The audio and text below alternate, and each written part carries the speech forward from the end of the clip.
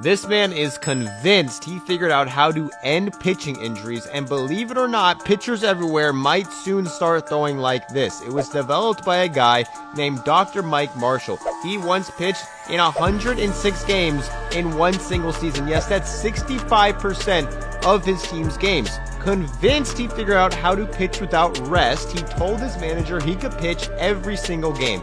He appeared in an MLB record 13 games in a row, pitched 9 games in 9 days, and once pitched 2 games in 1 day. If you count playoffs and All-Stars, he pitched 114 games in one season, which was so insane he became the first reliever ever to win a Cy Young. He got a PhD in kinesiology while being an active major leaguer. He was arrested multiple times for using his university's tennis court to practice pitching and refusing to leave when they asked him to, even going to the extent to miss games so he could go to court to fight the charges. He eventually retired, used his research to create a pitching motion he said was injury-proof. He had his players throw 12-pound balls, attach 30-pound sandbags to their wrists, and even throw weighted trash cans. Everyone in baseball thought he was a lunatic, but today, almost every pitcher uses weighted balls. Teams are obsessed with things like weighted seam shift, spin rate, and spin axis. These are things he preached for decades before it caught on in MLB. He was completely dismissed at the time, but today, all the most cutting-edge pitching philosophies are influenced by him. However, his patented throwing motion he created to prevent injuries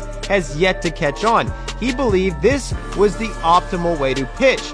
None of the pitchers he trained made it to the majors. None of them even threw faster than 90 miles per hour. Critics say that these mechanics make you throw slow, but Dr. Mike says he just didn't train elite athletes who could throw hard. Today, with pitcher injuries at all-time highs, it's a perfect time for this motion to catch on like his philosophies eventually did. It's conceivable that pitchers are actually going to start throwing like this. But do you think this could ever catch on?